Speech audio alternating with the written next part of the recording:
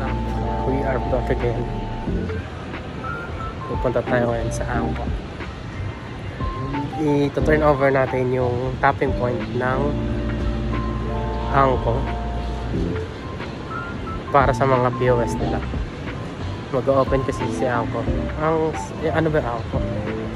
Yung sa mga, alam ko galing Australia to. Okay, so Angko. Basta Angko yan. Narakala ng poste. So ito nga. Doon na lang tayo magkita-kita. Peace. So papasok po tayo dito. Okay.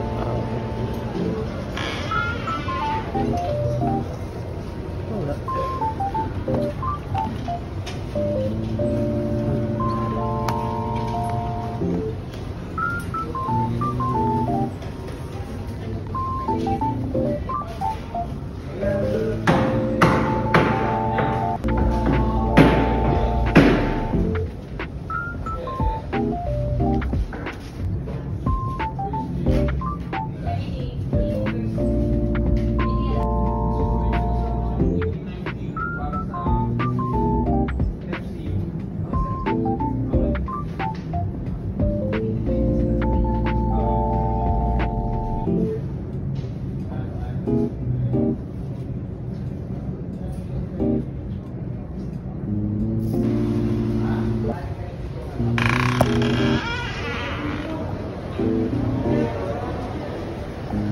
Tapos na nga guys.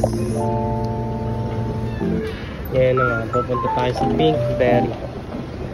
Yogurt din siya. Pinkberry naman tayo.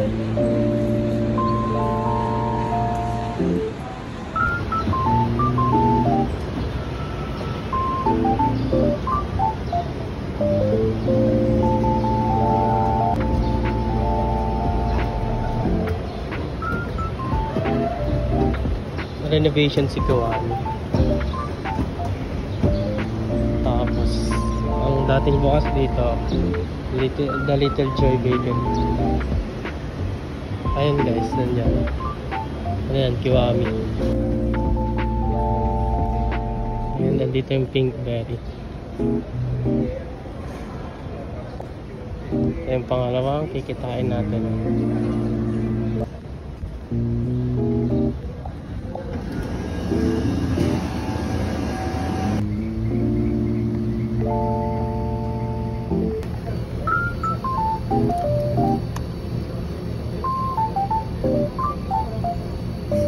Sige lang. Okay.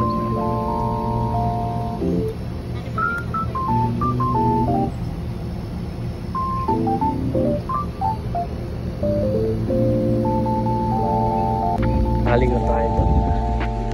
And may problem yung in-house cabling yun. Ano ba yung in-house cabling? In-house cabling yun yung paggawa ng linya sa mismong store nila. Wala pa ba?